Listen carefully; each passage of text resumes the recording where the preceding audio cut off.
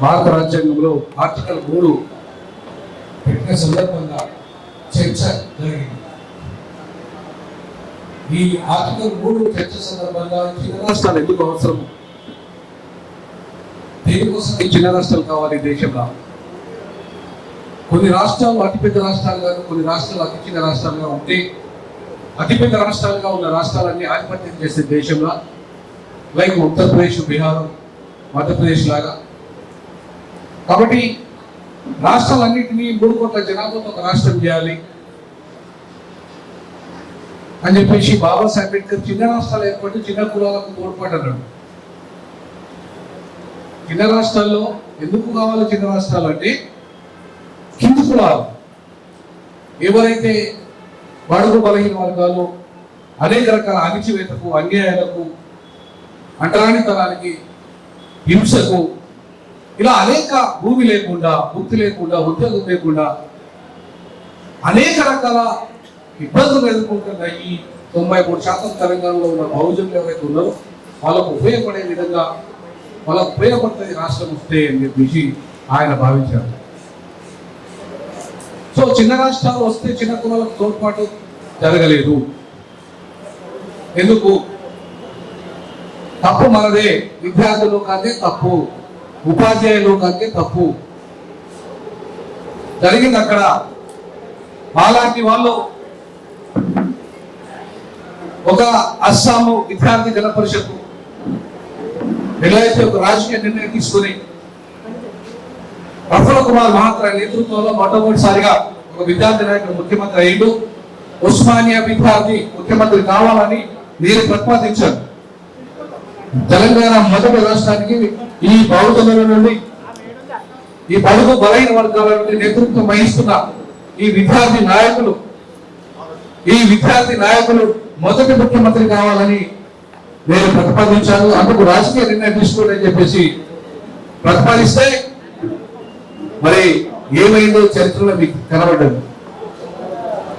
ఎందుకు జరగలేదు? ఎందుకు ఆ ప్రతిపాదన అమలు రాలేదు? 5 లక్షల మందితో విద్యార్థి మీటింగ్ పెట్టిన వాళ్ళు ఇప్పుడు కనీసం 5,000 మందితో మీటింగ్ పెట్టలేని పరిస్థితికి ఎందుకు నెట్టబడ్డారు? కారణం ఎవరు? ఇవాళ తెలంగాణ ఉద్యమం అంటే వెల్లమారెడ్డి వర్గాల ఉద్యమంగా మారిపోయింది. మేము ముఖ్యమంత్రి కావాలనే కొట్లాటకు అది దారితీసింది. మరి ఎవరు ముఖ్యమంత్రి కావాలి? నేనైతే ఆ రోజు చెప్పినా ఈ రోజు కూడా చెప్తున్నా, తెలంగాణను సాధించిన ఘనత విద్యార్థులకు అందే. విద్యార్థుల వల్లనే, వాళ్ళ ఆత్మ బలిదానం వల్లనే, వాళ్ళ పోరాటం వల్లనే, ఆ December 10th పోరాట పిలుపుతోనే భయపడ్డ కేంద్రం, చలో అసెంబ్లీకి మీరు ఇచ్చిన పిలుపు, భయపడ్డ కేంద్రం. ఈ మాట స్వయంగా ఆనాటి కేంద్ర హోంశాఖ మంత్రి మేమైనా కలిసినప్పుడు ఉద్యమం చేసి చైర్మన్ గా కలిసినప్పుడు ఆయన చెప్పింది ఏంటంటే, మేము అందరినీ మేనేజ్ చేస్తున్నాం రాజకీయ పార్టీలను. ప్రొఫెసర్ గారు, మేము మేనేజ్ చేయలేకపోతుంది ఒక విద్యార్థులను మాత్రమే మేనేజ్ చేయలేకపోతున్నాం. అన్ని రాజకీయ పార్టీ, కేసీఆర్ గారు మా వైపు ఉన్నాడు, మాతోనే అలయన్స్ లో ఉన్నాడు, నేను చెప్పినట్టే ఇంటున్నాడు, అన్ని రాజకీయ పార్టీలు మాతోనే ఉన్నాయి. కానీ విద్యార్థి లోకాన్ని మేము మేనేజ్ చేయలేకపోతున్నాం, ఏం చేయాలి అని అడిగితే, తెలంగాణ ఎలా లేదు, తెలంగాణ విద్యార్థి ఇస్తే విద్యార్థి ఉద్యమం చల్లబడుతుందని చెప్పారు. నీళ్లు నిధులు నియామకాలు అనే ట్యాగ్ లైన్ తో వచ్చిన పోరాటంలో ఆ 3 కూడా సాధ్యం కాలేదు. కాబట్టి చివరికి కనీసం తెలంగాణ ఇవ్వండి మీ నాయకత్వంలో, నేతృత్వంలో అని చెప్పేసి మేము ఆ ప్రతిపాదించడం జరిగింది.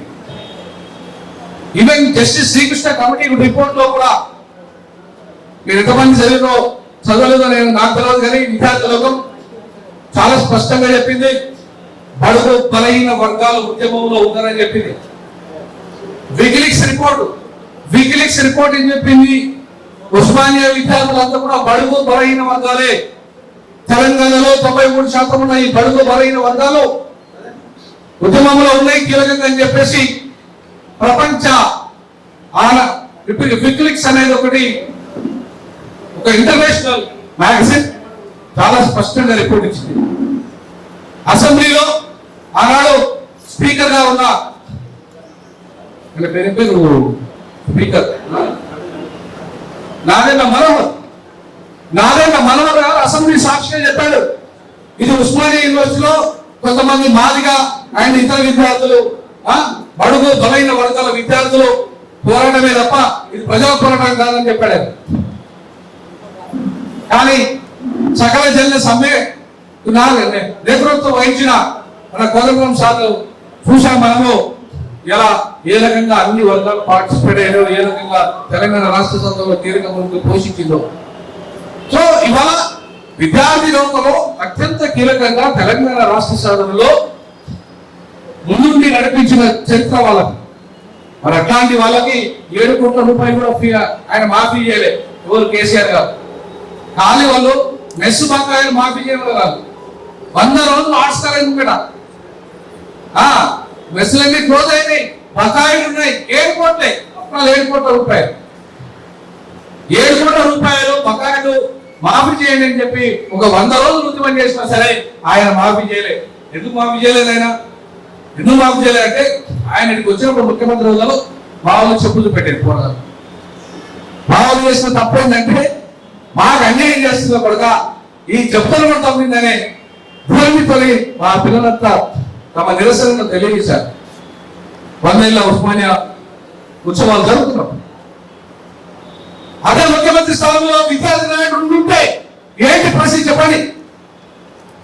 7 కోట్ల లెక్కన, లక్షల కోట్లలో, లక్షల కోట్ల బడ్జెట్ లో 7 కోట్ల ఒక లెక్కన